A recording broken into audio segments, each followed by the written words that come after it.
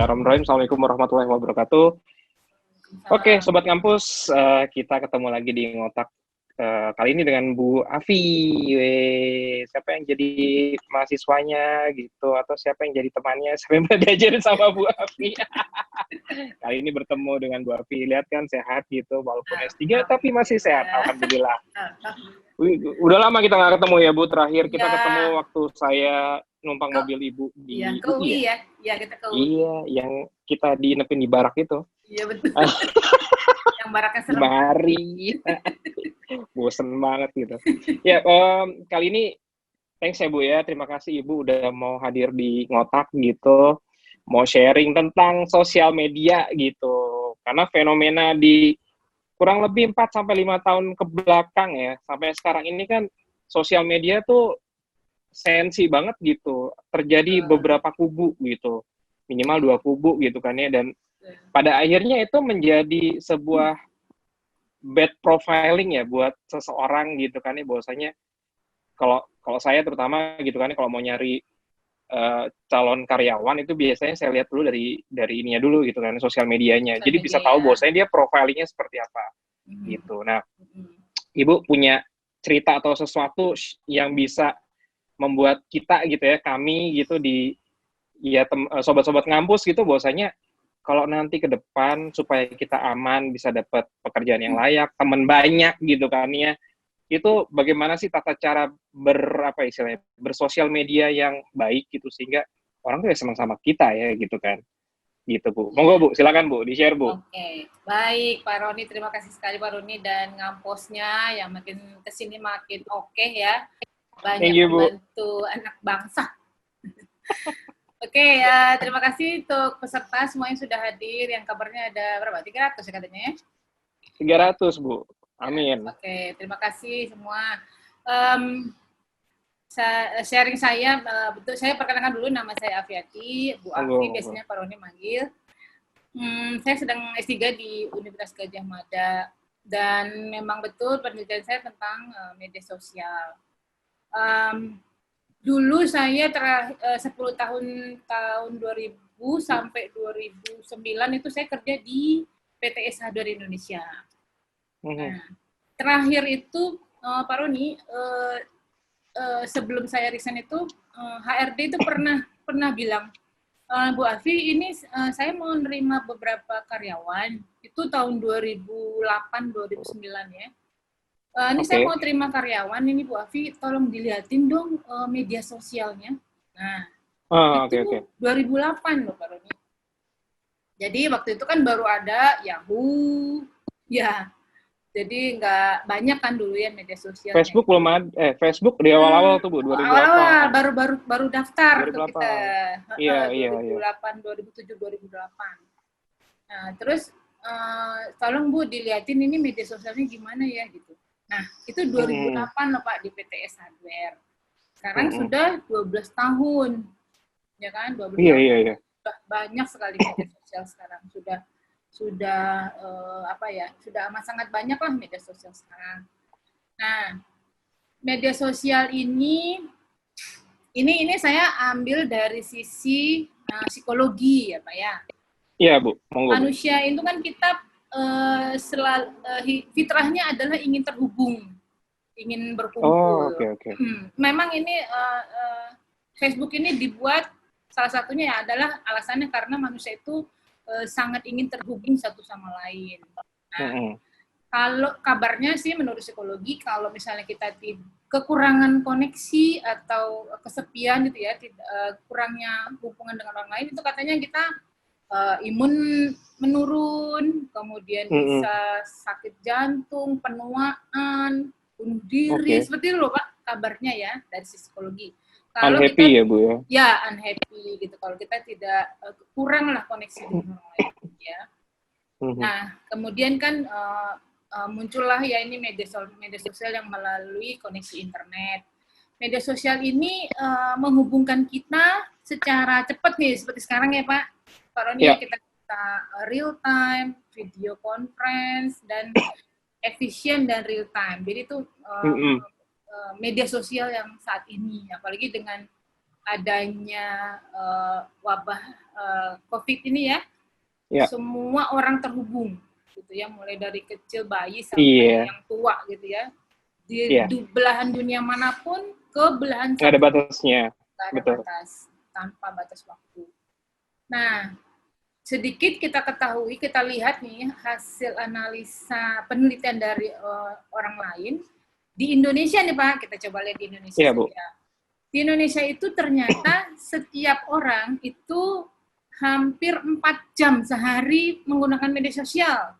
Hampir 4 jam lah Pak, jadi bangun tidur mungkin 10 menit, habis mandi 30 menit, siang sebelum makan siang, setelah makan siang, sore, malam, sebelum tidur. Rata-rata orang Indonesia 4 jam Pak, paling sedikit. Seperlimanya ya Bu ya? Seperlima dari jam 24 jam. Ya. Tapi kalau kita lihat sedikit di Jepang itu ternyata cuma sejam loh Pak. Cuman kurang dari 60 menit, hanya 48 menit orang Jepang. Ya, sebagai perbandingan saja. Nah, iya Bu, ya Bu. Betul. Nah, oke, kita lanjut. Tadi penggunaan media sosial ya Pak ya, di Indonesia. Dan sekarang, yang terjadi saat ini adalah Pak Roni ingat nggak dulu kita waktu kecil dulu saya kali ya dulu waktu kita kecil Pak Roni mau masih muda masih milenial. Nah kalau dulu kan langganannya majalah Bobo, Si Kuncung ya Pak ya, kita hanya bisa menerima masih langganan Pak. Waduh. Sekarang enggak. Dulu maksudnya sempat ya dulu ya Pak. Dulu langganan. Iya. Nah, dulu kan kita hanya bisa menerima satu arah ya. Itu juga media sosial Pak ya, media loh ya, media koran, media TV. Iya. Kita hanya bisa menerima satu arah. Jadi hanya bisa membaca, hanya bisa menonton gitu kan ya. TV juga dulu masih hitam putih kalau zaman saya dulu ya. Nah, kalau sekarang Bu, masih ngerasain juga saya Bu. Betul ya, masih ya? Masih. Nah, kalau sekarang Pak Roni nih, Pak Roni bisa menjadi wartawan, bisa menjadi penyiar sekaligus, bisa menjadi pemilik TV, bisa menjadi pemilik koran. Karena apa? Pak Roni bisa menuliskan berita di sosial media, bisa kan? Itu wartawan. Bisa Bu, bisa. Pak Roni bisa bikin video, kemudian di-upload di YouTube, itu penyiar. Ya kan? Iya Bu. Kemudian Pak Roni bisa punya TV, punya channel sendiri, ya kan? Kemudian Pak Roni bisa punya koran, seperti pemilik koran, ya kan?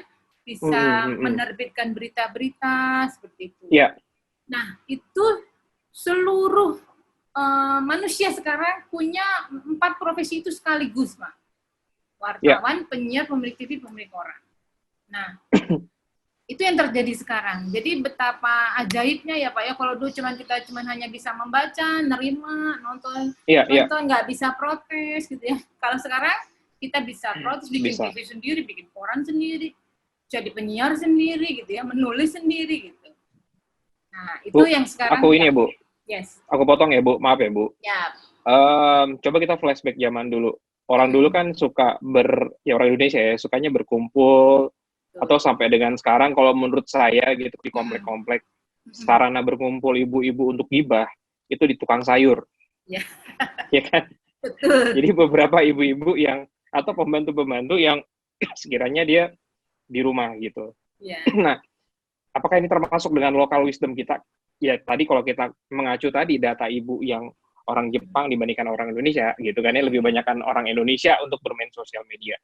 Apakah orang Indonesia itu local wisdom-nya itu adalah ya seperti saya bilang tadi, zaman dulu berkutu bersama gitu, nyari kutu bersama sambil ngobrol gitu. Ya. Apakah seperti itu berpengaruh juga dari sisi faktor sosiologi ya Bu ya berarti ya?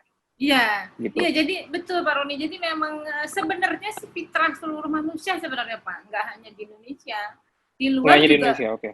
Cuman di kita kan masih selalu diajarkan bahwa silaturahmi itu baik, gitu kan ya. Iya. Berkumpullah dengan orang yang baik. Jadi kita masih memperpanjang umur, memperbanyak rezeki, gitu kan. Iya. Nah, jadi kita masih ditambah lagi dengan kondisi yang memungkinkan, gitu Pak. Bahkan di kompleks saya juga begitu sebenarnya, Mbak, ibu-ibu. Iya. Nah, tapi terutama juga wanita, Pak. Wanita juga lebih senang berkumpul lagi daripada pria. Lebih Itu senang. ada penelitiannya tuh, Pak. Oh, oke. Gimana tuh, Bu, penelitiannya, Bu? Jadi katanya Variabel apa sih yang menjadi pembeda antara cewek sama cowok gitu? Bahwa bapak sama ibu-ibu, kenapa lebih senang apa ya, berkumpul ibu-ibu terus ngobrol lama gitu dibandingkan bapak-bapak? Jadi kalau saya mungkin dari buku Mars and Venus dulu, Pak, bukan Ya, dari Bu. sisi ininya. Di Mars Venus itu katanya memang wanita suka berkumpul, terus bercerita tentang masalahnya, bukan minta solusi, tapi hanya sekedar bercerita. Sharing, ya, kalau pria itu tidak suka, kalau misalnya memang dia butuh solusi, baru dia curhat. Tapi kalau misalnya dia nggak butuh solusi, dia hanya tidak terlalu membutuhkan kumpul-kumpul gitu. Nah, ini dari buku Mars and Venus ya. Jadi saya belum tahu pasti dari sisi psikologinya, tapi memang wanita lebih senang berkumpul daripada pria gitu. Lebih senang ngobrol. Iya, Bu. Terus sama ini, Bu. Kita mundur lagi nih, Bu. Yang 2008 Ibu di S Hardware. Iya. Sebelumnya saya juga pernah dapat project di tahun 2006-2007 kalau nggak salah. Projectnya itu adalah ada salah satu perusahaan asing ya. Itu mau dia headhunter, Bu. Headhunter. Jadi dia mencari orang-orang untuk posisi-posisi yang tinggi, Bu. Jadi GM lah gitu ya, minimal GM gitu. Karena untuk mencari informasi itu harganya kala itu 20 juta per orang. Kala itu mahal. 2006 ya, 2006 Pak, ya, oke. 20 juta. Terus saya disuruh bikin sistemnya. Jadi salah satunya itu semua informasi dari mulai Pak RT, Pak RW, jadi kegiatan sosialnya gitu. Sampai dengan sosial medianya juga di koran seperti apa juga di-capture gitu. Dulu tuh masih pakai Friendster ya, Bu, ya dulu. Friendster. Kala-kala itu. Friendster, terus emailnya segala macam, kalau bisa ada Google udah ada gitu. Google ada, kita bisa nyari seseorang juga dengan mudah di situ. Nah, itu tuh berarti kan ya ini juga ya, apa istilahnya, cerminan kita itu dilihat dari sosial media kita gitu. Bagaimana kita berkomunikasi, bagaimana kita berbahasa, bertutur kata segala macam kelihatan dari situ. Walaupun kadang kan ya kadang fake, Bu, gitu. Gitu. Ya, jadi ini sehubungan dengan penelitian saya nih, Pak Roni. Jadi saya mendeteksi sentiment analysis. Jadi emosi seseorang dari media sosial mereka. Dari apa yang ditulis di media sosial itu kita bisa memperkirakan, Pak, bisa memprediksi karakter seseorang itu seperti apa dari kata-kata yang dituliskan di media sosial. Jadi itu bisa sekali, Pak. Jadi kalau psikologi kan sekarang misalnya kalau tes itu kan ada, coba tuliskan, gambarkan bunga, gambarkan pohon, gitu kan ya. Iya. Tuliskan sesuatu tentang Anda.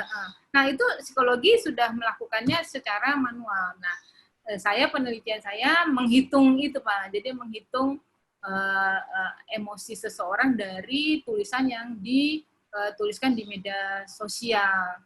Nah, menyangkut dari itu kan seperti stalking ya, Pak ya, HRD stalking. Iya, stalking, betul. Nah, sekarang kita ingin tahu siapa saja sih yang sekarang men-stalking media sosial kita. Nah, yang pertama tadi kan HRD itu, Pak, ya kan? Iya. HRD itu kan macam-macam, HRD perusahaan, HRD proyek seperti Pak Roni, ya kan? Iya. Nah, kemudian ada lagi yang sekarang sedang ini adalah pemberi beasiswa, Pak. Jadi beasiswa juga, Bu. Iya. Jadi universitas itu ini ya, Pak. Universitas itu belum memberikan beasiswa, salah satu kriteria pertimbangannya juga media sosial, Pak.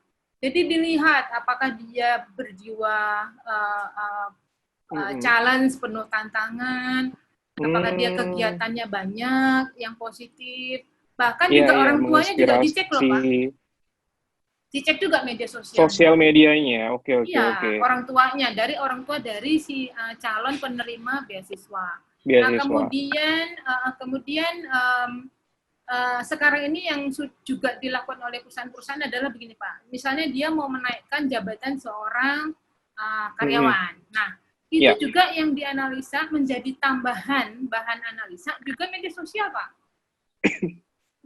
Jadi mau naik jabatan, mau promosi, hati-hati sekarang media sosial itu menjadi salah satu bahan pertimbangan di samping interview, di samping performance.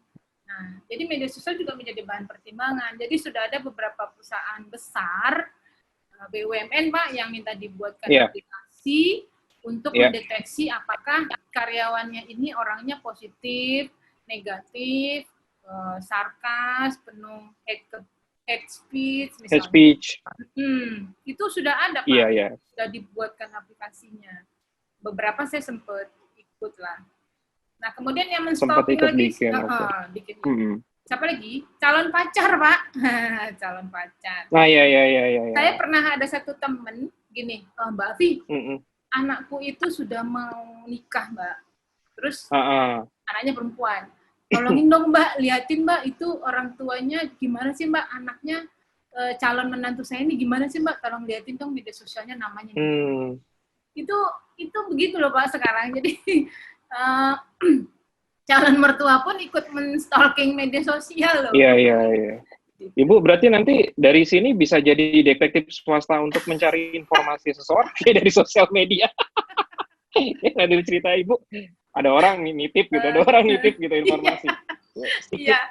Jadi detektif swasta nanti Bu, sepertinya. Potensi nanti Bu. Jadi dengan menghitung postingan dia mulai dari setahun yang lalu, gitu kan, sebulan yang lalu, nah kita lihat ini orangnya positif banyak postingan prestasi, gitu kan. Terus ibunya udah naik haji 2 kali nih Mbak. Itu juga jadi ini ya, consideration ya. Salah satu pertimbangan. Iya betul. Gitu. Nah gitu jadi, Pak. Baiknya kalau tadi kita ngomongin time frame tadi Ibu bilang setahun yang lalu dengan 1 bulan gitu. Idealnya Bu, menurut Ibu idealnya itu kalau mau menilai seseorang dari sosial medianya itu waktunya apakah seperti Ibu sampaikan tadi setahun, sebulan atau ada waktu yang lain ya misalkan gitu. Apa misalkan pas lagi legislatif nih atau lagi pilpres gitu, liatin aja nih nanti sosial medianya gitu. Iya. Bisa Pak, jadi setahun itu sudah bisa kita ambil datanya untuk kita analisa, bisa. Jadi setahun. Setahun lah itu yang minimal lah untuk kita olah datanya sih bisa. Setahun ya. Kalau misalkan dari beberapa media sosial ya Pak, karena ada orang begini, Facebook ini untuk baik-baik, ya kan? IG untuk itu, Bu. Ya kan? IG untuk posting yang asal gitu kan? Iya, buat ria. Buat ria, benar. Terus kalau LinkedIn yang benar-benar gitu kan. LinkedIn yang serius buat kerjaan. Iya gitu. Jadi dia pinter dong, Bu. Iya betul. Sudah bisa profiling gitu. Kalau di sosial media treatmentnya kayak gini, kalau di Facebook buat jualan gitu. IG buat ria. LinkedIn buat mahasiswa sekarang gitu loh, Pak. Kalau Facebook yang nama benerannya itu kan baik-baik isinya. Nanti namanya yang misalnya aku izin gitu kan. Ada tuh yang namanya gitu. Itu isinya yang asal kayak gitu. Jadi sudah siap sebenarnya. Mungkin pelarian ya, Bu ya. Betul. Pelarian bahwasanya gue sebenarnya punya ada kepribadian lain gitu yang harus gue tumpahin gitu istilahnya. Betul. Jadi istilahnya ya udah sih gue pakai akun yang ini deh, yang ini menunjukkan bahwasanya seberapa positifnya gue gitu, yang ini ya sisi lain gue misalkan gitu. Betul. Makanya ada kendala nggak kayak gitu Bu? Ya, jadi waktu di perusahaan itu Pak kan semua karyawan diminta untuk mendaftarkan media sosialnya. Ya udah. Karyawan itu ya jadi mendaftarkan media sosialnya yang benar, yang bagus gitu ya, yang bagus. Nah, yang mau head speed-nya, yang mau mengkritik sana sininya ya dengan nama akun yang tidak menunjukkan dirinya gitu. Jadi kita nggak tahu. Jadi yang terdaftar hanya yang benar saja gitu. Menurut pengalaman Ibu nih, seberapa persen akurasinya ketika Ibu melihat bahwasanya ngeliat sosial medianya gitu, ini orang baik nih gitu.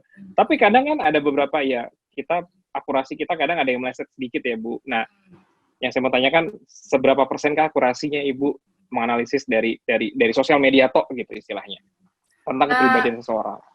Ya, jadi memang namanya prediksi sih ya Pak Roni. Prediksi ya Bu. Jadi prediksi. Jadi misalnya gini, dari satu kalimat dia hari ini misalnya di Twitter itu kan 256 karakter, sekitar 14 kata lah. Nah, itu kita hitung kira-kira hari ini itu berapa kata negatif, berapa kata positif gitu. Nah, kalau misalnya kita punya data sebulan yang lalu, 2 bulan lalu sampai setahun yang lalu, kita bisa hitung yang paling banyak, yang paling dominan yang mana gitu. Jadi kita hanya prediksi sih Pak, prediksi bahwa dia ternyata banyak negatifnya daripada positifnya. Dia banyak ujaran kebenciannya daripada yang tidaknya gitu. Jadi dia lebih banyak sarkasnya atau lebih banyak positif, lebih banyak motivasi seperti itu. Jadi prediksi dengan data yang ada, Pak. Tapi itu tidak bisa menggantikan psikologi 100% karena berarti harus tatap muka juga ya Bu ya untuk memvalidasi verifikasinya. Tetap harus ada interview, betul. Gitu, saya pikir ya mungkin, nah seberapa persen ininya Bu, apa istilahnya, menjadi pertimbangan bahwasanya sosial media itu saat ini istilahnya jadi pertimbangan yang besar, apakah seperti itu ataukah ya cuman sekedar nice to know gitu ya, cuman sosial medianya cuman sekedar ya udah gitu, cuman remeh-temeh, tapi tetap pada akhirnya kita tetap ini nih harus wawancara gitu untuk melakukan verifikasinya gitu. Oh enggak Pak, jadi sekarang ini perusahaan itu wajib Pak menambahkan pertimbangan dari media sosial, jadi bukan hanya boleh tinggi tambah, sekali boleh berarti enggak, gitu. Ya. Tinggi Pak, tinggi sekali, tinggi bisa 1/4 bagian dari seluruh penilaian. Wow. Jadi diwajibkan ada gitu Pak pertimbangan media sosialnya itu, dan itu perusahaan-perusahaan besar kita loh Pak. Iya. Ada juga sih. Saya juga dengar sih beberapa teman. Jadi kan kalau mau tahu ya mau rekrutmen biasanya pertama kali dari sosial media segala macam gitu, lihat perilakunya seperti apa gitu.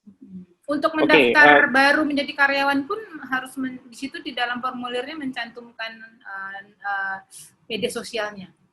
Kalau dia misalkan tidak mencantumkan, apa yang terjadi Bu? Apakah dia langsung ditolak gitu? Bintang, wajib. Oh, mandatori ya? Iya, mandatori. Mandatori.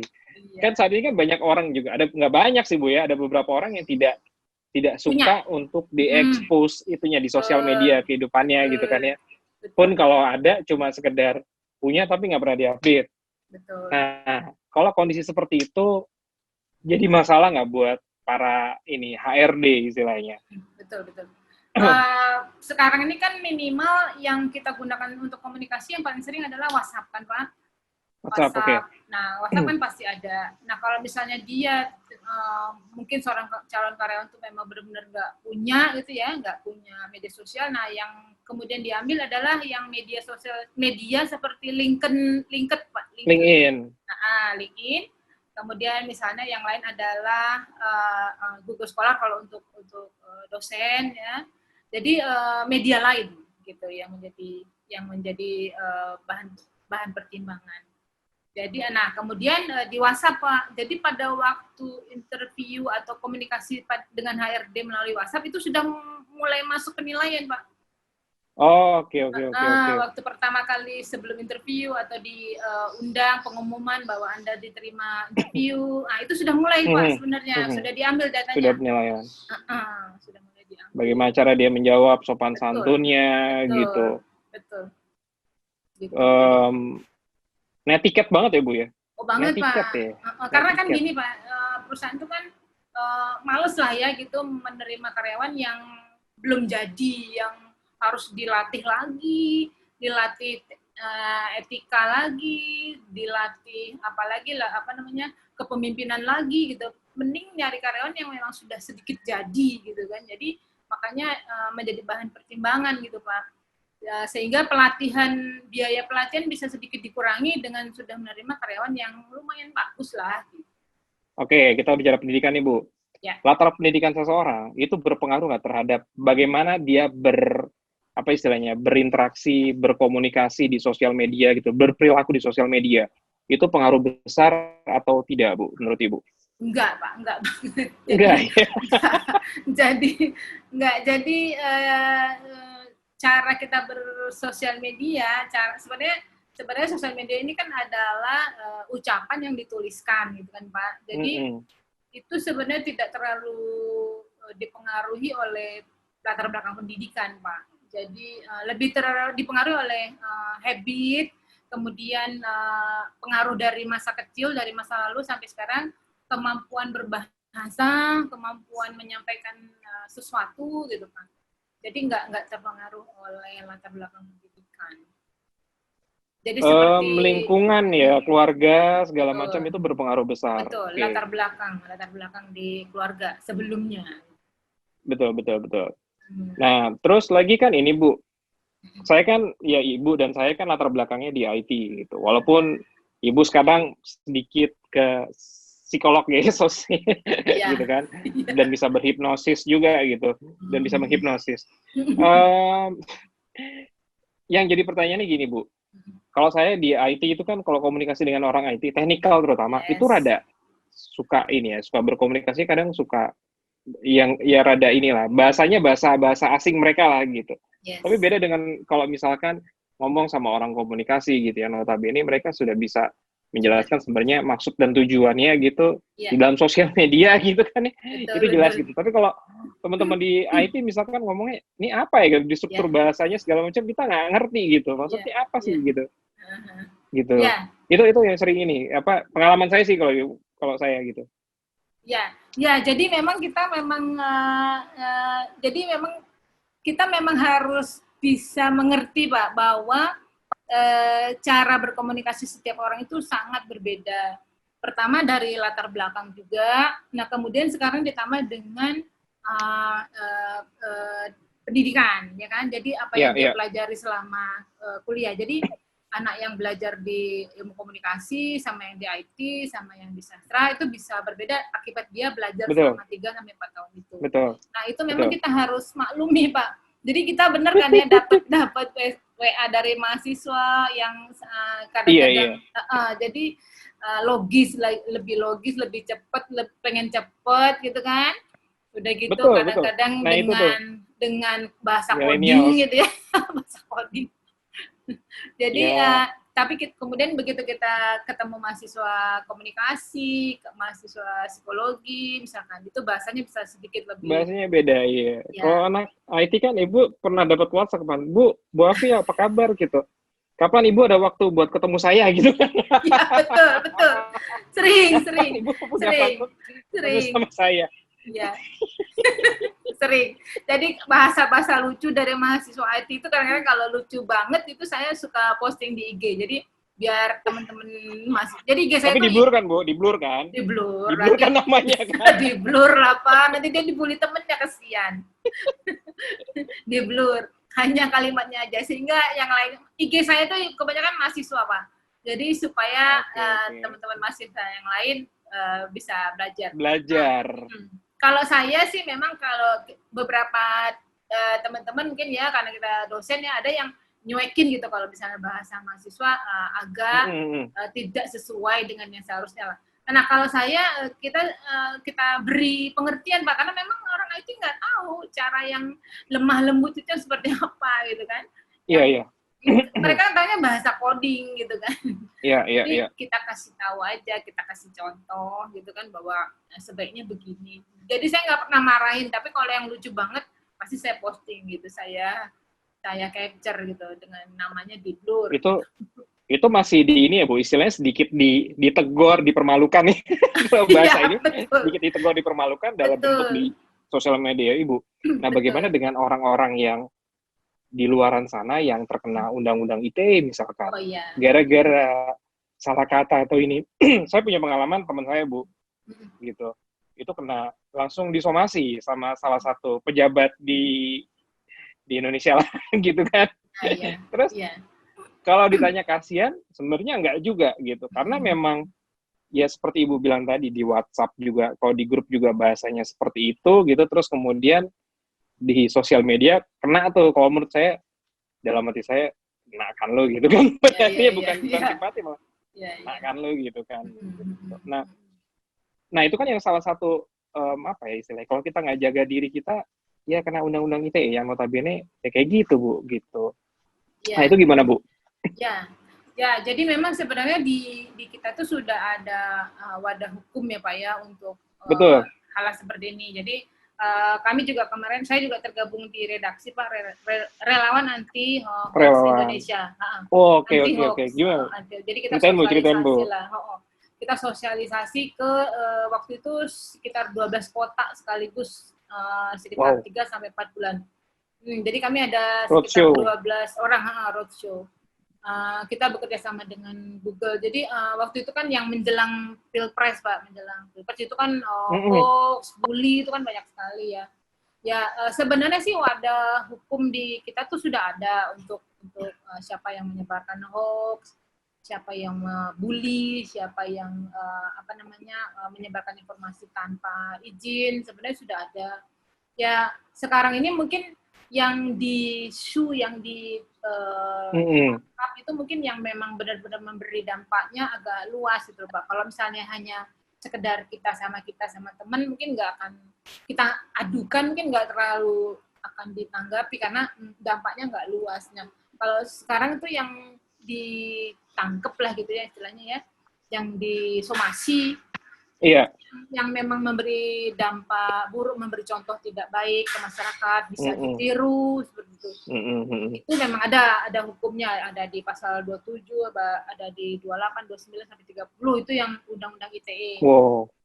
Itu ada hoax di situ, ada menyebarkan informasi yang tidak benar gitu ya, ada pencemaran nama baik melalui media sosial gitu ada. Iya. Nah, untuk yang hoax itu ya kita waktu itu sosialisasinya lebih ke teman-teman ibu-ibu dan bapak-bapak yang UKM. Jadi kalau misalnya mereka terima gambar, terima video gitu, kita sosialisasikan bahwa cara ngeceknya bagaimana di Google, cara mencari bagaimana mana cepet banget itu tuh. Iya, nah bahkan kita sampai simulasi kalau terima gambar, terima video apa yang dilakukan seperti itu. Jadi tapi itu ya gimana ya Pak ya, belum seluruh masyarakat Indonesia itu yang tahu mana sih.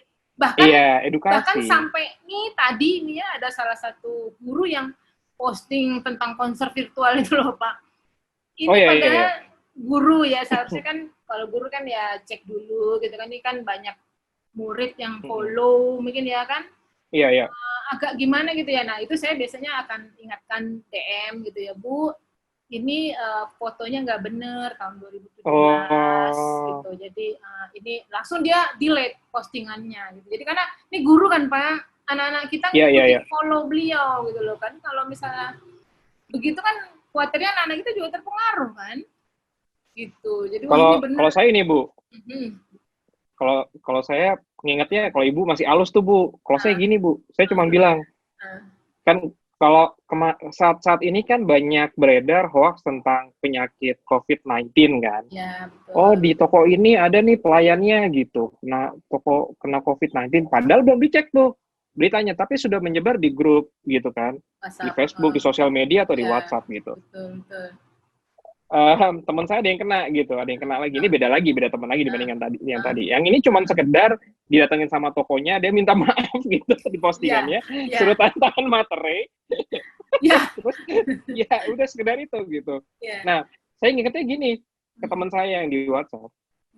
Lu teman gue kemarin posting kayak gini, suruh minta maaf pakai materai gitu di sosial media.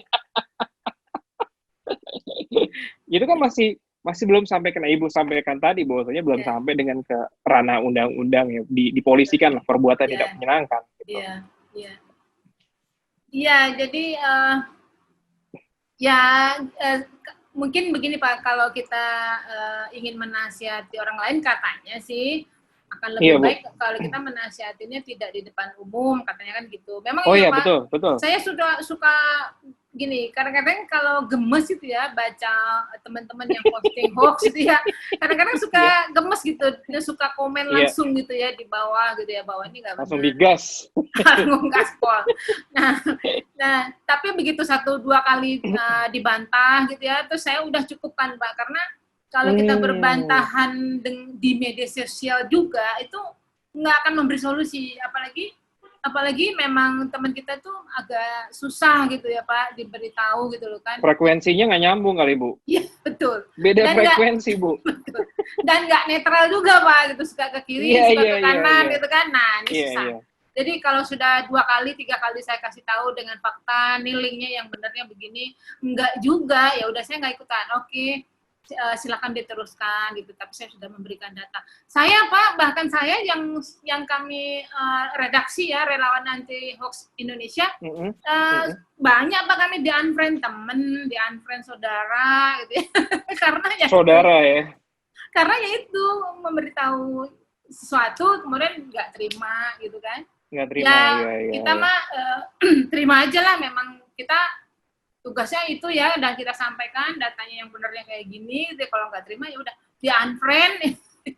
Ya udah nggak apa-apa deh gitu. Banyak Pak kami. Itu yang tadi Bu yang redaksi ya, yang relawan anti hoax itu bagaimana pertama kali Ibu bergabung dengan organisasi tersebut gitu? Gimana sih caranya? Kayak misalkan sobat ngampus pengen gabung nih jadi relawan, kayak seru juga ya gitu, bikin orang pinter istilahnya kan.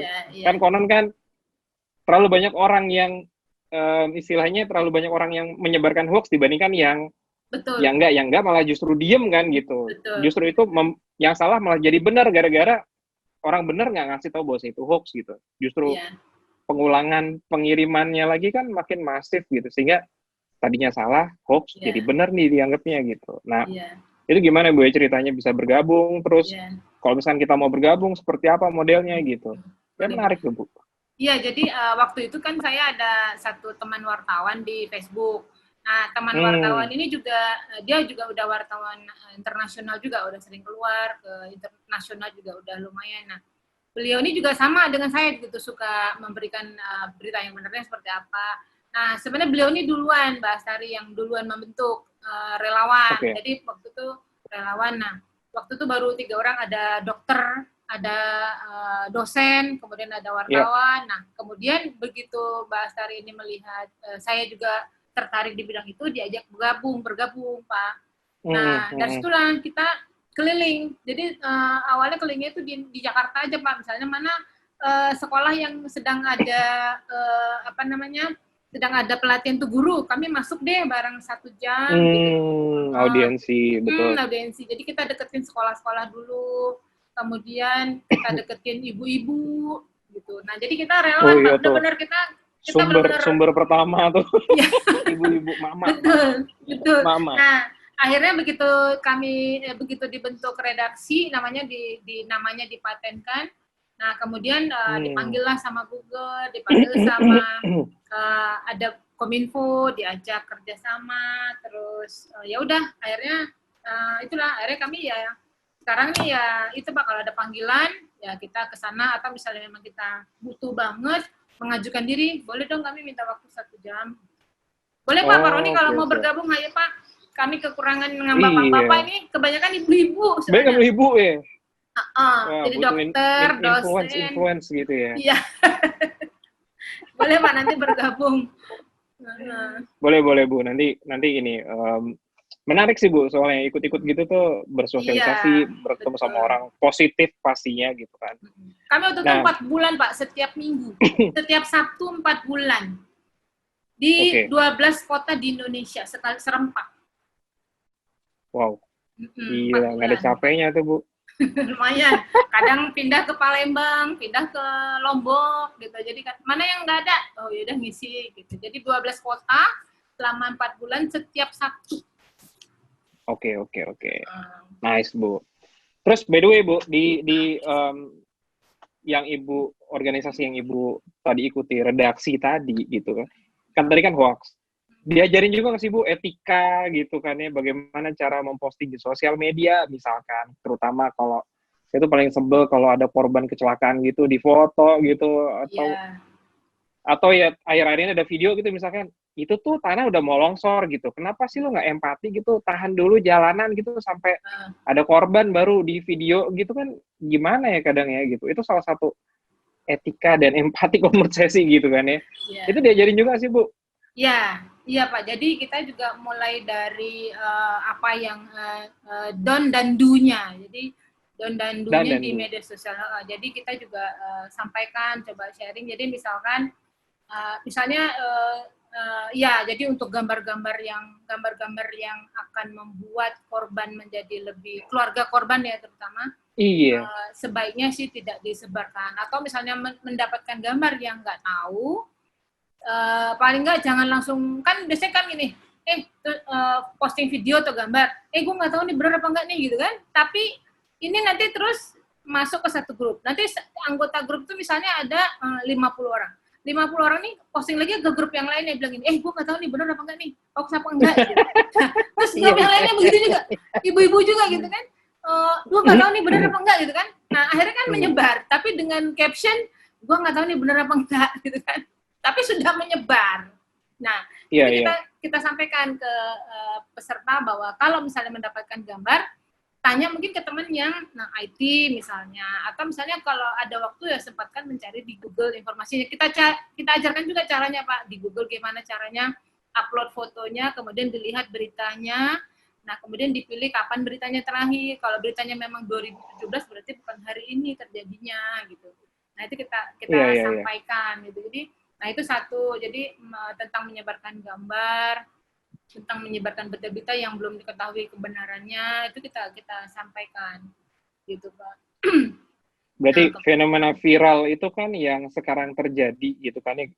Lebih sekarang tuh banyakan viral cerita-cerita yang bikin kita kesel istilahnya kan, itu cepet banget kan. Jadi kalau saya perhatikan, sesuatu yang mudah seperti Ibu sampaikan tadi, cepat nyebarnya itu satu, berita tentang yang bikin orang kesel, sama yang kedua mengolah emosi sedih gitu. Dua itu sih menurut saya sih jarang yang sifatnya yang positif gitu, itu jarang sekali menjadi viral gitu. Saya pernah bilang bahwasanya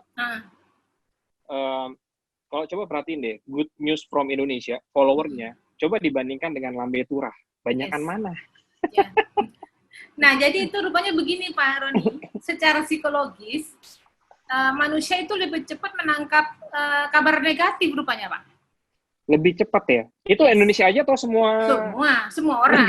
Semua orang, Pak. Semua orang.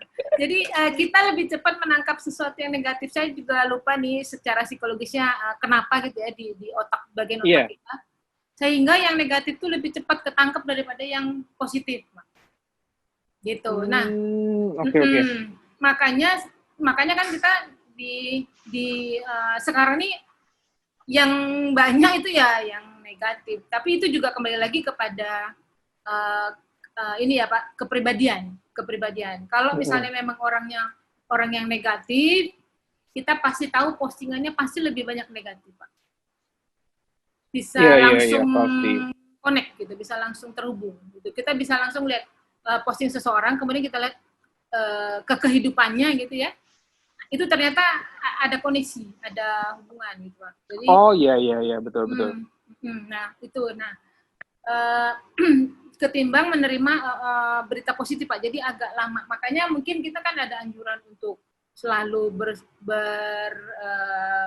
berpikir positif, berbuat yang positif seperti itu. Betul. Karena ya itu. Tapi yang viral yang aneh-aneh sih Bu. Yang positif tuh jarang banget viral Bu, jarang sekali hitungannya dari 10 berita nih gitu kan ya.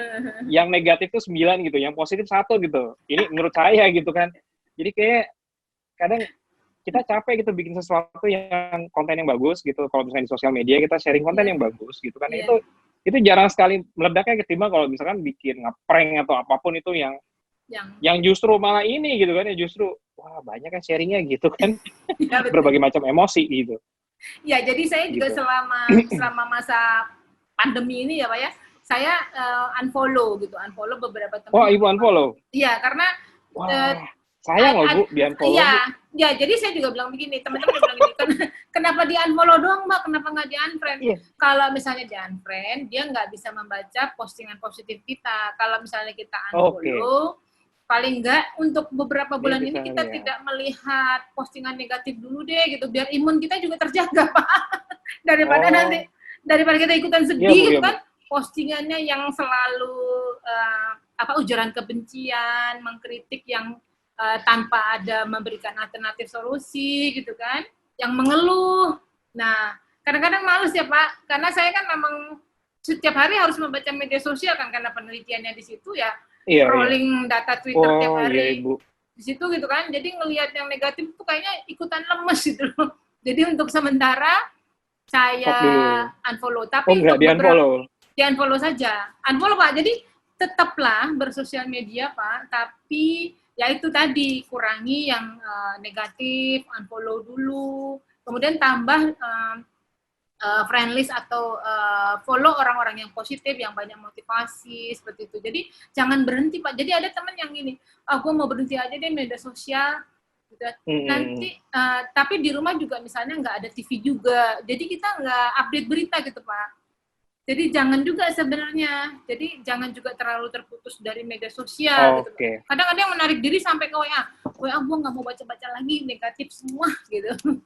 Nah itu saya sempat loh Bu, kemarin Bu, seminggu waktu pertama kali ini PSBB itu kan seminggu kan, di awal-awal itu kan itu sosial media orang ngomongin COVID, di WhatsApp ngomongin COVID, kalau buka-buka berita juga COVID, yang di-sharing dari berita itu kemudian di sosial media juga COVID, itu otak itu overwhelmed loh Bu. Otak tuh capek gitu, maksudnya kebanyakan informasi yang masuk ke otak kita, jadi kayak gila gitu. Itu seminggu saya nggak buka sama sekali WhatsApp. WhatsApp buka cuman sekedar pekerjaan penting gitu. Selebihnya saya stop gitu. Facebook nggak buka sama sekali gitu.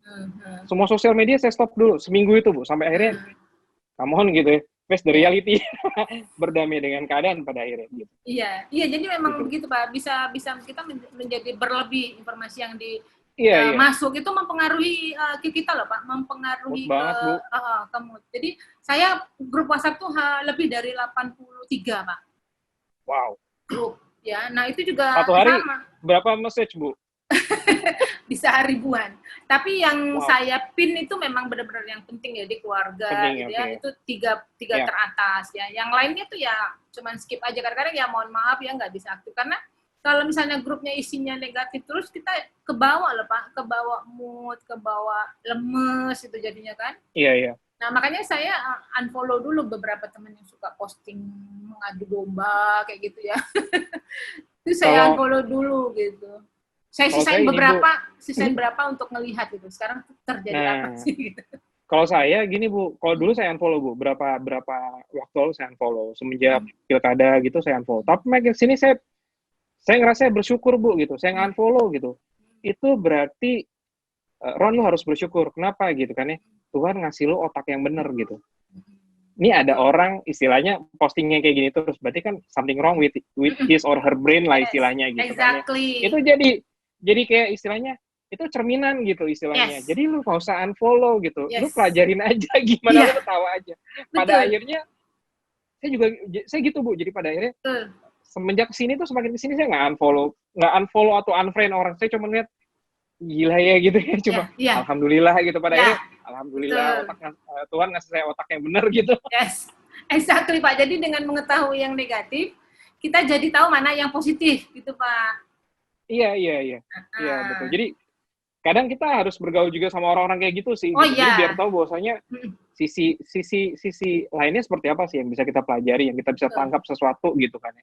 Betul. Gitu. Dan satu lagi Bu, yang perilaku WhatsApp ya. Kalau Ibu perhatiin, kalau terutama saya nih yang cowok-cowok gitu kan ya.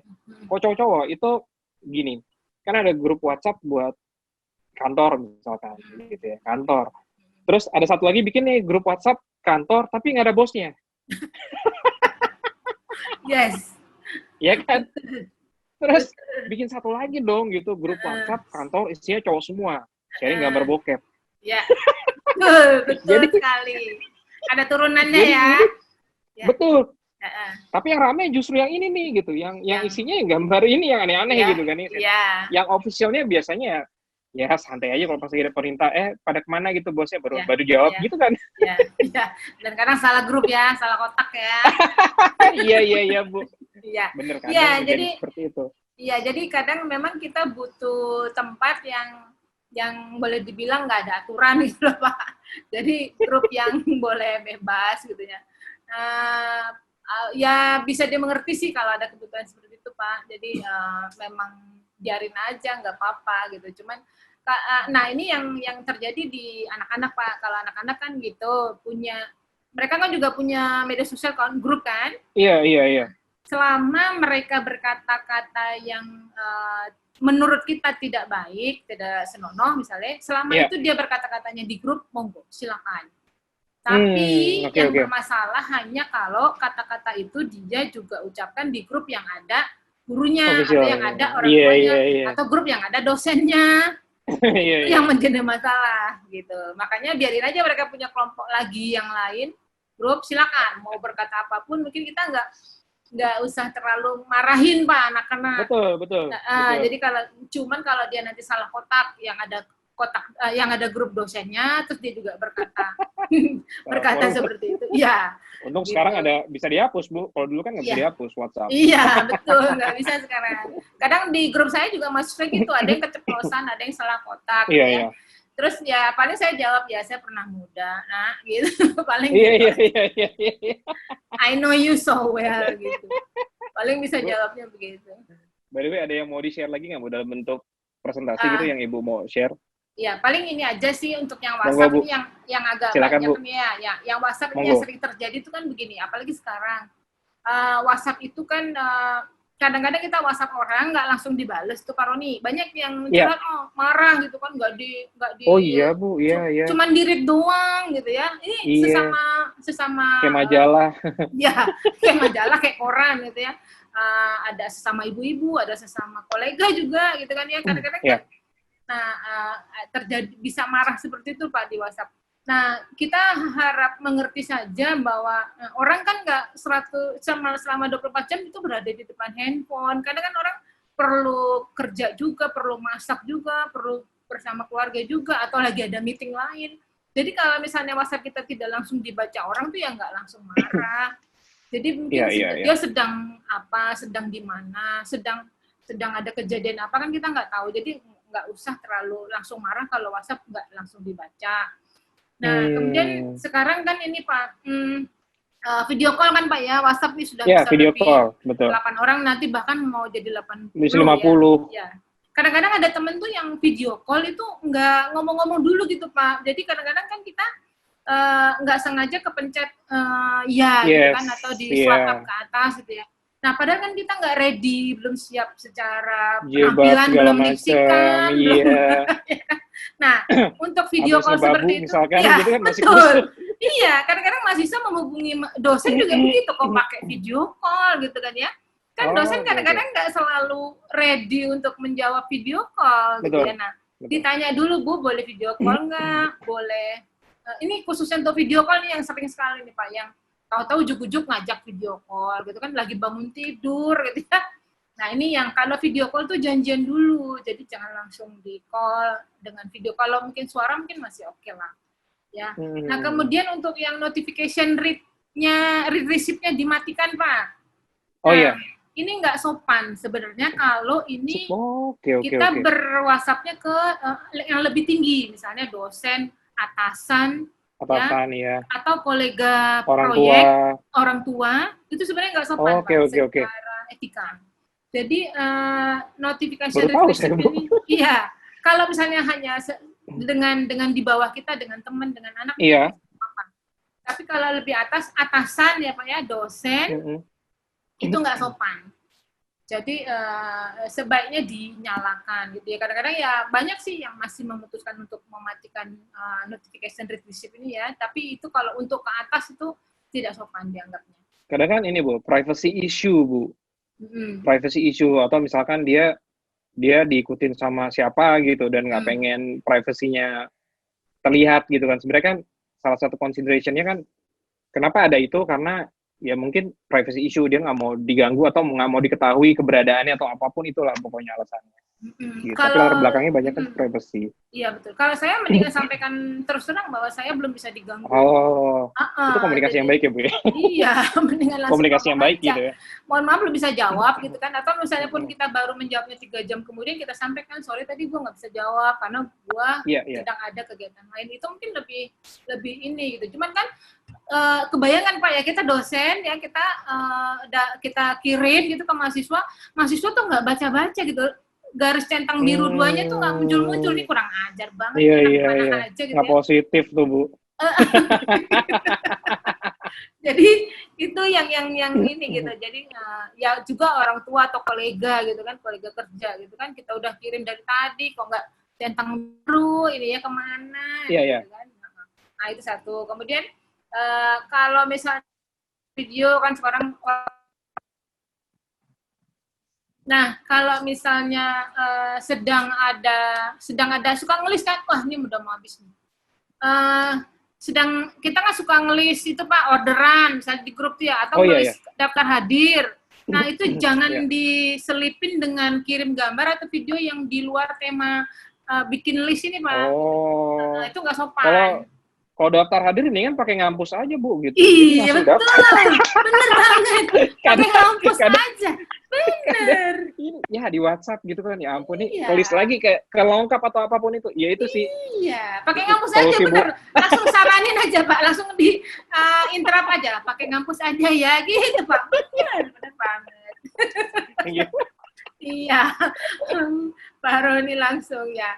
Ya, jadi pakai ngampus aja, sertifikatnya online kayak gitu kan. Nah, iya. Kagak ribet Bu. Nggak ribet. Lanjut Bu. Ya oke. Nah sekarang untuk yang video conference nih Pak, tadi kan WhatsApp ya, yang Facebook juga udah. Oh ya, yang Facebook juga saya sedikit deh. Yang WhatsApp juga yang Facebook. Itu Pak kadang-kadang suka ada yang menulis dengan huruf besar Pak. Ya. Oh iya. Kalau yang huruf besar itu secara psikologis keyboardnya rusak. Iya, caps lock-nya nyala terus. Itu artinya marah Pak. Jadi jadi ingin mendapatkan perhatian atau marah. Itu kalau yang caps lock hurufnya besar semua. Jadi kalau kita mau berbicara dengan orang yang kita butuhkan sesuatu darinya, itu jangan pakai caps lock. Ya. Kemudian di Facebook juga begitu, kalau misalnya orang pakai caps lock berarti dia memang ingin mendapatkan perhatian untuk tulisannya tersebut gitu. Nah, kemudian singkatan Pak, saya ini kan penelitian Twitter Pak. Nggak baca Bu. Aduh, saya ngambilnya 21.000 Pak, ngebersihinnya, Masya ngebersihinnya, iya. Prosesingnya Pak, merana saya. Jadi singkatan, bahasa alay. Nah itu, ya paling nggak begini, kalau kita menulis singkatan itu, kita mempersulit orang untuk mengerti apa yang mau kita sampaikan. Jadi di WhatsApp Bapak pernah ketemu nggak teman-teman yang suka sekali dengan singkatan? Kalau dulu ini Bu, waktu SMS masih mahal Bu. Masih sekali ngirim SMS itu Rp500. Dan itu sangat amat mahal kala itu. Jadi untuk mempermudah adalah ya disingkat atau di nggak ada spasi. Iya. Dan saya pernah melakukan sebuah ini Bu, keisengan gitu. Istilahnya kan dulu kan ada speech, text to speech ya, handphone ya Bu ya, Nokia berapa gitu. Jadi kita malas nih gitu baca. Ya udah biarkan si Nokianya yang nyebutin gitu kan. Iya. Itu lucu. Jadi lucu kalau itu. Gila nih orang baca nggak pakai napas gitu istilahnya. Kuat ya gitu kan. Nggak ada spasinya gitu kan. Jadi dianggap jadi satu kata. Iya, betul. Gitu. Iya, jadi sekarang ini kan kadang-kadang jadi kita sulit mengerti jadinya. Ini teman mau ngomong apa sih? Kemungkinan KMGNKN gitu kan. CWK. Atau ini Bu, autokoreknya belum dimatiin. Kadang-kala dia juga seperti itu. Iya, ngomong salah mulu gitu. Atau mungkin autokoreknya keyboardnya belum dibenerin jadi ya otomatis ini gitu. Benerin. Padahal salah. Iya benar. Nah itu jadi kalau saya mahasiswa karena saya selalu karena pakai singkatan, mereka sekarang sudah mencontoh. Jadi kalau ke saya selalu terpaksa panjang nih kalau sama Bu Afi ini terpaksa lengkap nih. Assalamualaikum warahmatullahi wabarakatuh. Karena dia tahu Bu Afi itu nggak suka singkatan gitu ya. Nah, iya Bu. Nah terakhir ini yang dari saya mungkin yang video conference nih Pak Roni. Sekarang kan lagi musim ya kan? Video banget Bu. Nah, pertama etikanya adalah mungkin kita coba untuk hadir tepat waktu. Biasanya kalau kita peserta nggak tepat waktu itu kita lumayan ketinggalan lah materinya. Iya. Nah, apalagi kalau yang tidak tepat waktu adalah pematerinya gitu. Itu menyebalkan itu. Menyebalkan Pak. Karena menunggu gitu ya, nggak pasti ini kapan mau dimulai, terlambat 30 menit, iya. Sudah agak parah. Nah, kemudian nih busana Pak, nah busana juga nih video conference kan sekarang ini langsung terlihat ya. Iya. Nah, saking dulu di awal nggak apa-apa Pak, masih pakai baju kampus. Kampus ya mana nggak kelihatan. Nah, pernah di awal-awal itu Pak, kita pernah ada conference itu yang ibu-ibu lupa pakai kerudung. Saking belum ininya gitu. Antusiasnya. Ya. Nah, busana itu juga lumayan harus kita perhatikan karena itu menjadi dilihat kan oleh peserta konferensi. Yeah. Nah, kemudian matikan audio dan video kalau misalnya memang kita tidak sedang berbicara karena ini amat sangat mengganggu yang lainnya. Tapi kalau udah ada adminnya seperti sekarang kan kita enak ada hostnya. Kita pakai Zoom ini Bu yang webinar. Jadi iya dong. Partisipansinya itu nggak akan macam-macam dan nggak akan nge-interrupt itu gitu video gitu. Jadi sudah kita kondisikan lah buat Ibu. Asik. Iya. Sim lah ngampos gitu loh. percaya. Nah, kemudian latar belakang Pak. Nah, latar belakang itu juga gitu. Kadang-kadang pernah ya ada video conference tuh di belakangnya bergelantungan tas, baju gitu ya. Itu mengganggu pemandangan apalagi kalau kita berbicara. Jadi itu tolong diperhatikan. Iya.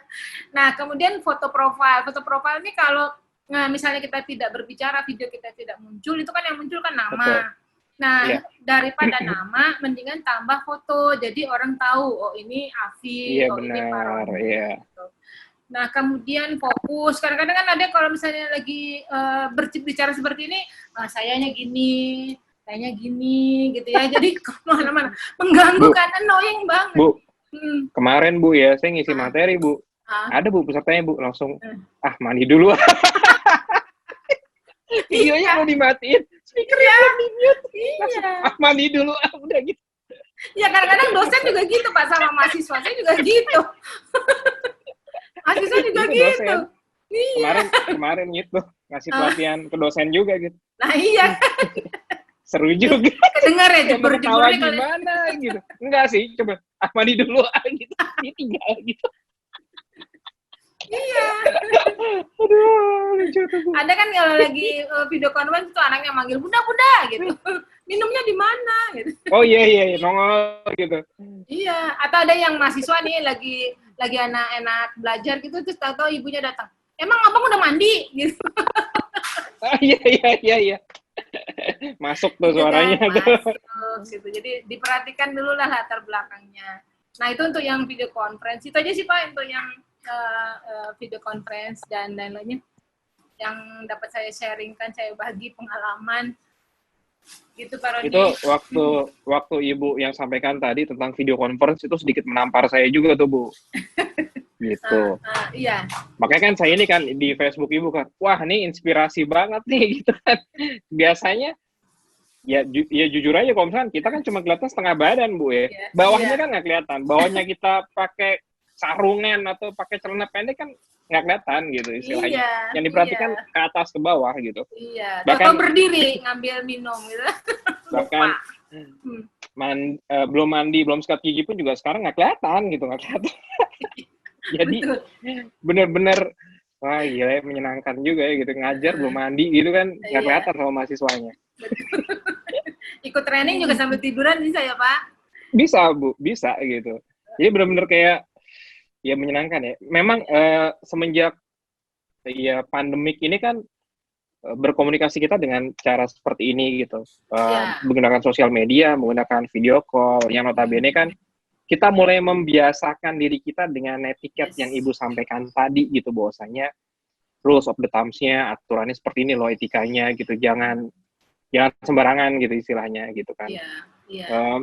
Ya mulai terbiasa sih. Dulu di awal emang Ibu ngerasain juga kan, makin kesini kan, makin orang makin manner kan ya dalam bersosial menggunakan video conference gitu kan ya. Iya. Gitu. Semua orang harus belajar sekarang, semuanya.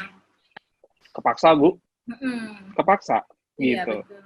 Jadi the power of kepepet mau nggak mau semuanya harus belajar. Kalau dulu banyak guru-guru atau dosen-dosen yang gaptek, sekarang mau nggak mau gitu kan ya. Iya, betul. Biar besok bisa ngajar lagi kan. Jadi harus belajar teknologi. Gitu. Iya, kalau nggak ketinggalan, nggak diajak. Ya, menurut Ibu kira-kira kita akan e-learning model seperti ini gitu berkomunikasi dengan di kelas atau kita menggunakan webinar sampai kapan Bu menurut Ibu? Nah, kalau menurut saya Pak dengan adanya ini ya agak 50-50 ya dengan adanya pandemik ini sebenarnya ya bukan hanya kita yang dosen IT, yang dosen psikologi, dosen ekonomi, dosen ilmu komunikasi semua kan terpaksa belajar nih Pak, belajar Iya. berbicara di depan kamera yang nggak ada muridnya. Biasanya kan Betul. mahasiswa di depan kita, Betul. kita tahu mimik mereka, gitu ya. Nah, Betul. bahkan sekarang mahasiswa itu pinter Pak, dia capture wajahnya lagi begini, terus dianya pergi gitu kan, dijadikan profile. Ya, jadi kita nggak tahu nih dia mimik wajahnya mendengar kita berbicara itu seperti apa. Nah, saya rasa ke depan pertama yaitu dengan banyaknya waktu yang dihemat, ya Pak, kita nggak perlu jalan, nggak perlu pergi, ya kan? Kemudian bisa dari rumah gitu ya, semua bisa mendengarkan. Kemudian banyaklah yang efisien, tapi cuman kita yang sebagai dosen mungkin Pak materi, jadi cara menyampaikan, karena nggak semua materi kuliah itu bisa online gitu ya. Jadi nggak semua. Jadi sekarang dosen juga harus mikir nih bagaimana supaya materi yang dia punya bisa dimengerti dengan maksimal ke mahasiswa. Nah kalau saya lihat sekarang ini kayak bimbel Pak. Saya di bimbel itu menjelaskan matematika ya gurunya dia di depan papan tulis gitu. Jadi nggak bisa papan tulis ngomong betul. Terus rumus E sama dengan NC2 kuadrat, nggak bisa. Harus dengan papan tulis gitu Pak. Jadi itu untuk yang misalnya memang butuh penjelasan gitu ya. Jadi dosen-dosen yang bukan IT yang saya rasa harus banyak belajar lagi bagaimana materi bisa tersampaikan dengan maksimal. Sekarang pun mahasiswa banyak yang curhat gitu ke saya, Bu, itu dosen yang itu nyampeinnya nggak enak, Bu, gitu kan, atau ngasih tugasnya cuma berupa teks gitu ya, padahal kita butuh penjelasan, misalkan seperti itu ya. Mahasiswa juga begitu ya, harus bisa belajar dari jarak jauh seperti ini. Dosen juga begitu, cara menyampaikan materi biar maksimal bisa didapat oleh mahasiswa. Nah, itu yang harus banyak kita pelajari Pak untuk ke depan saya rasa. Tapi bagus sebenarnya sih Pak, kalau untuk materi yang bisa secara online menurut saya tinggal diterusin aja. Memang membiasakan diri. Kemarin itu saya sempat ini Bu ngasih pelatihan gratis gitu buat dosen gitu. Yang Ibu sampaikan tadi kayak matematika gimana sih caranya dibikin PowerPoint supaya video segala macam gitu. Betul. Itu sempat bikin gitu. Pengen bikin lagi sebenarnya sih gitu, gratis bagus, aja Pak. Udah gitu kan. Pak, beneran nggak ada kerjaan soalnya Bu. Pak, itu butuh gitu. Banget itu Pak dosen-dosen. Ya udahlah gitu kita bikin yuk gitu. Ya Pak, kemarin yang butuh banget lagi adalah guru loh Pak. Banyak Pak, coba berapa bayang. Nanti kita bikin Bu. Bikin Pak. Habis lebaran kayak Bu kan besok kan lebaran gitu. Pengen sih bagaimana caranya membuat presentasi supaya langsung bisa video, tapi dia bisa jelasin dengan detail gitu. Bisa enak gitu. Betul. Gitu. Betul, itu banyak dibutuhkan sekarang, Pak. Siap. Sure, Bu. Thank you banget, Bu, buat sharing. Kita masih ada sesi tanya-jawab, Bu, dari Sobat Ngampus. Banyak nih, 12 pertanyaan, Ibu. Ibu bisa ngeliat kan di QA. Gitu. Iya. Kita short dari atas ya, Bu, ya. Ada 12 pertanyaan nih dari teman-teman Sobat Ngampus. Chattingnya yang absen ada 230, Bu. Rekor, Bu. Gara-gara Bu Afi. Fans Ibu banyak soalnya. Pak Roni ngampusnya juga oke. Thank you, Bu. Nih, Bu, kita bacain satu ya, Bu ya. Selamat sore, Bu Afi, Yati, Reno, dan para teman-teman. Sebelumnya perkenalkan saya, Enden Lukmanda, mahasiswa Mercu Buana, dari Fakultas Ilmu Komunikasi. Saya ingin bertanya, apabila seorang public figure, media sosial yang melakukan suatu hal yang membuat kontroversi netizen, sehingga menimbulkan pro dan kontra di antaranya. Sebagai salah satu pengguna sosial media, di antara hal tersebut, apa yang harus kita lakukan atau bagaimana menyikapi hal tersebut? Berarti menyikapi sebuah postingan yang kontroversi ya, gitu Bu. Oke, kita jawab langsung ya Pak ya. Monggo Bu, langsung biar nggak lupa. Ya, itu tadi ya.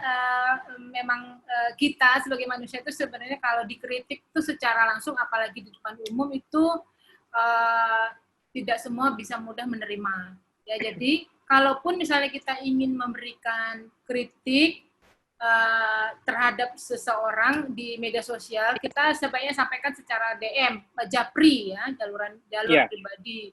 Nah, kemudian nggak apa-apa, siapapun yang memang sebaiknya kita punya masukan yang baik terhadap seseorang, disampaikan aja, nggak apa-apa gitu ya. Ya tentu dengan cara yang baik juga kita menyampaikannya gitu ya, jadi dengan bahasa yang mudah-mudahan bisa diterima. Nah, kemudian kita juga ingat juga kalau kita memberi nasihat itu Pak ya, kita tidak bisa memberi nasihat kepada seseorang yang tidak berhubungan dengan kita selama 10 tahun terakhir. Artinya kita nggak baru bisa... kenal gitu, so asik ya, Bu ya? Iya. Iya. Jadi nggak bisa kita memberi nasihat atau memberi masukan, tapi kita nggak apa-apa mencoba memberikan masukan. Kadang-kadang itu juga bagus kok sebenarnya untuk public figure, masukan dari orang lain, dari pendengarnya, dari fansnya, itu sebenarnya bagus kok. Siapa tahu beberapa ada yang dia terima gitu, jadi nggak apa-apa diberikan aja dengan cara yang baik ya. Jadi jangan dengan kritik yang bahasanya nggak baik gitu ya. Iya betul, ngegas gitu ya. Ya Bu, siap Bu. Jadi harus dengan cara yang kalau kita ngomong sama anak kecil Bu ya, kalau saya pelajari, kita jangan terlalu tinggi gitu supaya bisa frekuensinya bisa enak. Kalau bisa sama rendah dengan bahasa yang lebih ya pokoknya diatur lah gitu. Itulah Bu gitu. Betul. Istri saya sih yang jago kalau itu Bu. Saya mah nggak terlalu. Saya belajar itu dari istri itu. Betul banget. Lanjut Bu. Terus dari yoga. Tadi terima kasih yang nanya siapa tadi? Tadi si Enden Lukmanda Bu, yang di insert. Iya, di QA di insert. Kita open lagi. Bagaimana kita mengetahui sebuah informasi itu fakta atau hoax dari Yoga Adirola Putra? Gimana Bu, nentuin dia hoax atau bukan? Ini kompetensi Ibu nih. Ya, sebenarnya nggak kompetensi, tapi cuma karena sering bergaul dengan yang begini ya. Hoax itu kalau dulu sebelum-sebelumnya itu cirinya itu gampang. Kalau misalnya di bawah, ayo sebarkan dengan huruf besar, nah itu iya. Udah keciri tuh. Masih ada Bu kayak gitu Bu? Sekarang udah nggak ada, karena sudah selesai Pak pemilunya. Masih Bu. Sudah jarang. Tapi tidak sebanyak dulu. Baru buka SMS-nya. 10 tahun yang lalu dikirim terus, wah kayak SMS bagus nih gitu ya. Iya. Dikirim ke grup WhatsApp. Iya. Jadi kalau cerita panjang, kemudian di bawahnya sebarkan. Nah, sebarkan dengan huruf besar biasanya. Dia ciri-cirinya seperti itu. Nah, kemudian kalau yang agak sedikit ini lagi adalah kalau tidak disebarkan, nenek Anda meninggal, gitu kan. Iya. Keluarga Anda yang meninggal. Nah, itu ciri. Nah, kemudian kalau untuk gambar, itu kita bisa buka, untuk gambar ya, untuk gambar itu kita bisa buka Google, itu kita bisa upload ini gambar, kemudian kita bisa lihat ini gambar sudah dibahas oleh orang di web mana saja dari tahun mulai pertama dia di-upload. Oke. Begitupun video. Jadi kita bisa lihat. Nah, itu untuk gambar dan video. Kita bisa lihat di internet itu dia mulai dibahas orang, gambar ini mulai tahun berapa. Itu bisa ketahuan, Pak. Jadi kalau misalnya ada bilang ada kecelakaan yang di sini gitu kan ya. Nah, kita bisa cek ternyata gambar tersebut sebenarnya udah dari 2015 sudah pernah ada. Nah, kalau untuk itu gambar dan video. Nah, kalau untuk media berita, Pak, media berita itu ada Dewan Pers, itu punya website. Di situ kita bisa masukkan link media online-nya. Nah, kita bisa tahu media online ini sudah diverifikasi atau belum sama Dewan Pers. Itu bisa, Pak.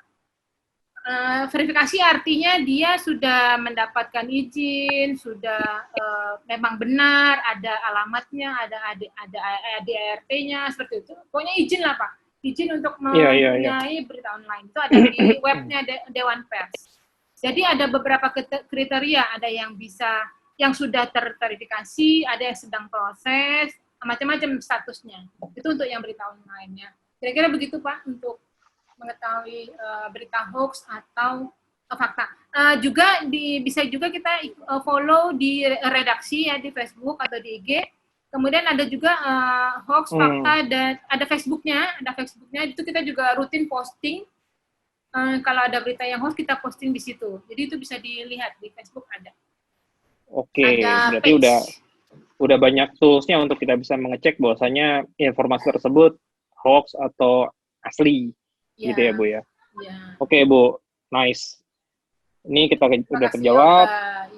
Berikutnya. Aduh, ini Mas Suhu, ngapain dari Suhu nanya teman juga? Ibu, Bu Afid. Tensi sensor di teks atau media sosial menggunakan metode and tools apa ya, Bun? Salam, Pak Mantra. Pak Mantra ini besok, mah nguji saya, ini mah dia mah ngetes. Besok beliau ini loh, Bu, ada loh, Bu, di ngampus iya, hari Sabtu. Iya, saya tuh udah daftar saya, Pak. Pak Mantra nanti kita bahas. Pergantian, Bu, ditanya, Bu. Iya bener, besok saya tanya ganti. Pak Mantra nanti baca jurnal saya aja ya.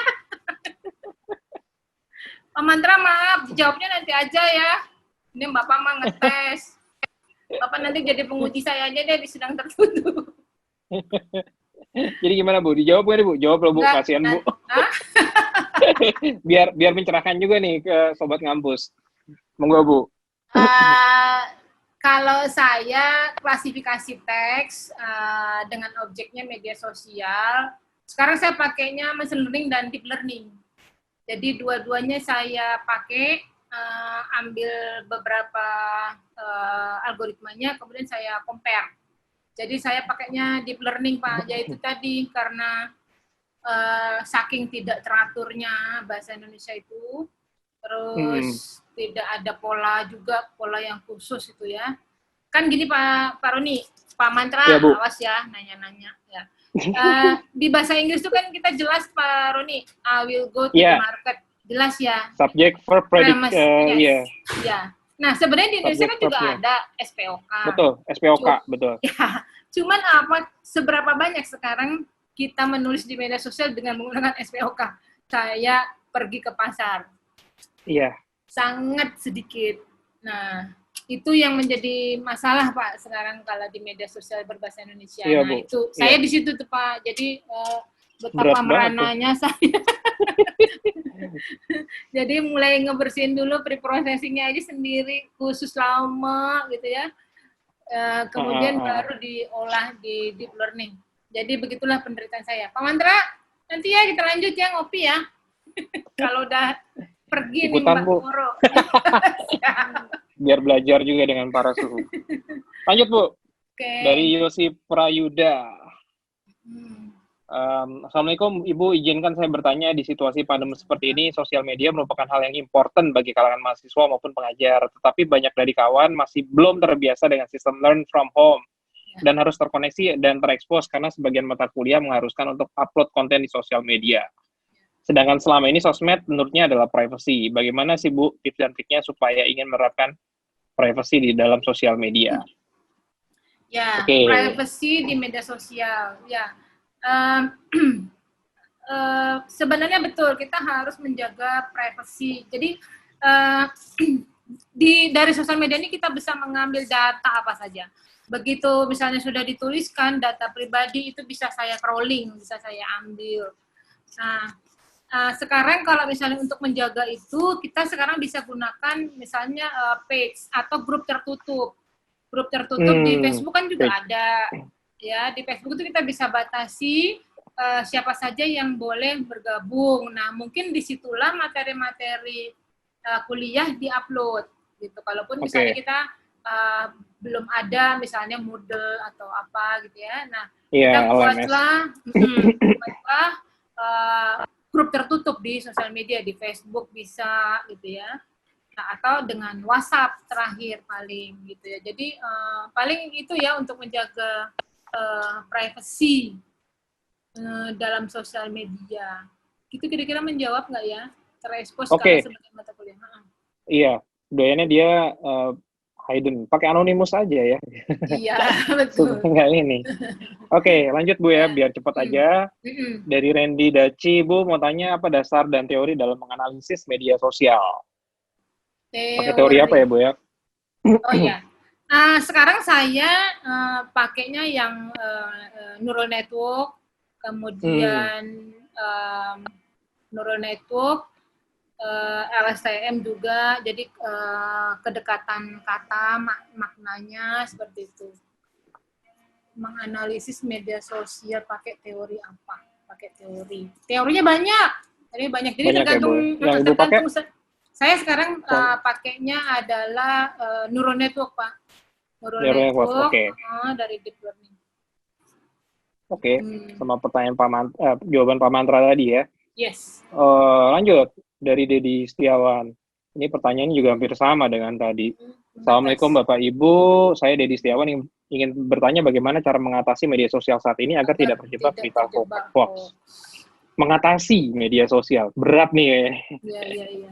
Ya, jadi begitu kita menerima sebuah gambar, apakah itu di WhatsApp atau kita lihat di Facebook, pertama kita perhatikan dulu ini gambarnya kira-kira orang biasanya kalau posting itu memang inginnya tuh seperti terlihat pertama kali posting itu. Jadi ada keinginan untuk menjadi orang pertama posting sesuatu. Betul. Jadi langsung aja cepet repost gitu, reshare gitu ya. Nah, kalau misalnya kita ingin tidak terjebak, ya kita pertama perhatikan dulu nih gambar. Kalau saya sih sebenarnya yang pertama kali saya lihat adalah ini siapa yang posting. Apakah dia orang kiri atau orang kanan? Orang kiri atau orang kanan? Iya, profiling dulu. Siapa dulu nih yang posting? Tapi kalau misalnya dia terlihat memang orang yang memang mungkin dia nggak punya banyak akses untuk mengetahui sebuah berita itu hoax atau enggak, ya ditahan dulu, kita jangan ikut reshare, jangan ikut repost. Jadi kita tanya dulu. Nah, ini kira-kira penting nggak? Kalau misalnya memang ini meragukan, ya itu tadi kita cek dengan Google, dengan cek ke Facebook yang banyak memberikan bantuan, mana berita-berita yang hoax, mana yang tidak. Terus ya kita cek lagi, recheck. Jadi jangan langsung posting sebuah berita yang kira-kira meragukan. Biasanya tuh tok gitu, Pak. Ini berita benar. Iya. Nah, kalau misalnya memang kita agak ragu, tahan dulu. Jangan repost, jangan forward langsung. Oke, tahan dulu sebentar. Nanti barang 30 menit, 1 jam, pasti nanti ada yang mengklarifikasi. Oh, ini beritanya ternyata hoax gitu. Jadi tunggu dulu. Cepat sih emang sih. Cepat. Atau forward ke orang yang memang dapat membantu. Mengecek. Paling gitu ya. Langsung ya, Bu ya. Kita ambil 2 pertanyaan lagi ya. Mohon maaf Sobat Ngampus, dari pertanyaan-pertanyaannya banyak banget antusiasnya. Aduh, mantap. Nih dari Jendri Ambarita. Selamat sore Ibu Afi. Dari Ibu Jendri Ambarita, ini menjadi topik yang sangat menarik untuk dibahas. Tahun 2019 adalah suatu media seperti ini memperlihatkan kemesraan di media sosial sudah menjadi hal yang umum dan banyak dilakukan pasangan yang sedang dimabuk asmara. Namun ternyata berdasarkan penelitian pasangan-pasangan sering mengunggah kebersamaan dan romantisme mereka di Instagram dan Facebook justru bisa jadi karena sebenarnya mereka sudah menutupi hal buruk dalam hubungan. Ini rada dewasa ini pertanyaannya. Analisis Ibu yang sudah pernah atau yang mungkin sedang Ibu laksanakan tentang pernyataan di atas. Jadi kayak ini ya, memalsukan hubungan nih. Ya itu juga ada sebenarnya Pak, penelitian orang lain. Jadi bukan penelitian saya tapi penelitian orang lain. Bahwa memang terdapat apa ya disebutnya ya, bukan fenomena tapi bahwa orang yang memposting kemesraan itu sebenarnya sedang ingin mesra. Gitu loh Pak. Jadi atau menutupi sesuatu, sebenarnya ingin seperti yang gambar diposting. Ingin seperti gambar yang diposting. Jadi menurut penelitian itu ya Pak ya, memang seperti itu. Jadi ada keinginan untuk terlihat mesra gitu, atau sedang menutupi kejadian yang sebenarnya. Itu memang ada. Tapi saya nggak bisa sampaikan lebih detail karena itu bukan penelitian saya gitu, tapi memang seperti itu ada. Itu Ibu. Nanti mungkin Ibu Jendri boleh nanti japri ke saya. Japri. Ya. Silakan ya Ibu. Nanti Ibu ada slide-nya kan, nanti bisa diupload sama teman-teman. Boleh. Nanti Sobat Ngampus bisa langsung download di aplikasi Ngampus berikut dengan sertifikatnya nanti gitu. Jadi langsung otomatis. Langsung pertanyaan berikutnya saya pilih ya Bu ya, yang sekiranya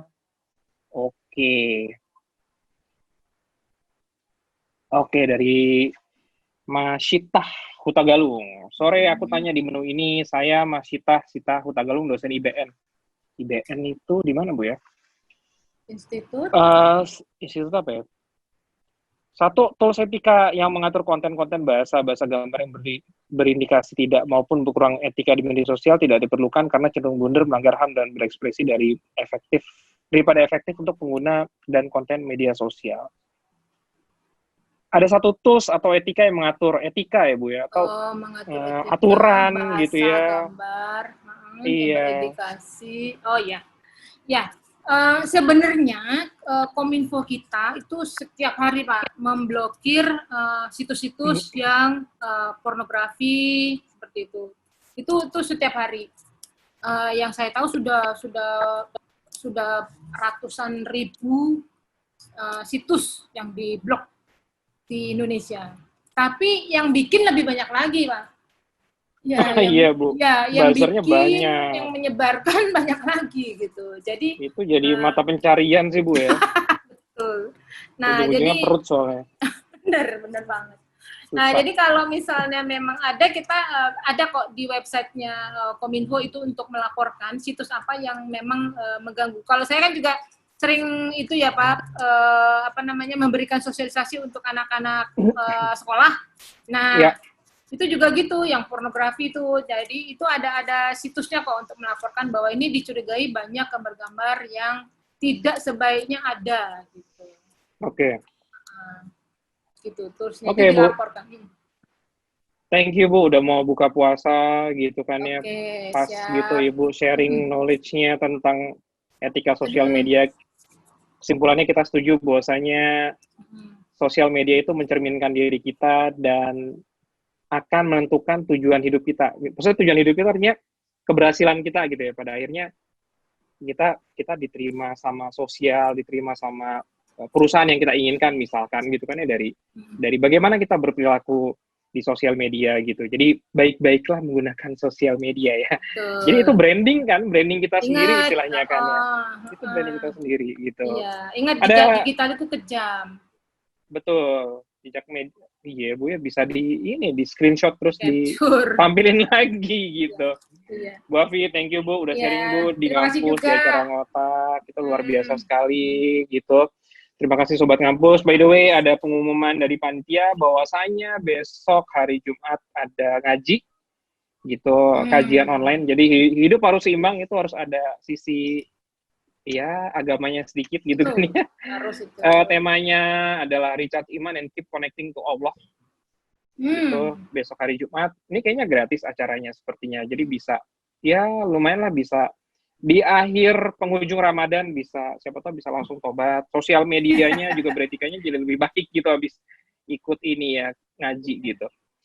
Baik teman-teman, Sobat Ngampus, terima kasih atas atensinya. Terima kasih. Mohon maaf yang tidak terjawab pertanyaannya. Ya, kalau nanti kapan-kapan kita lanjut lagi. Siap, nanti kita sharing di materinya. Thank you Bu Afi, terima kasih Sobat Ngampus, sampai ketemu lagi. Yuk, Assalamualaikum. Selamat sore.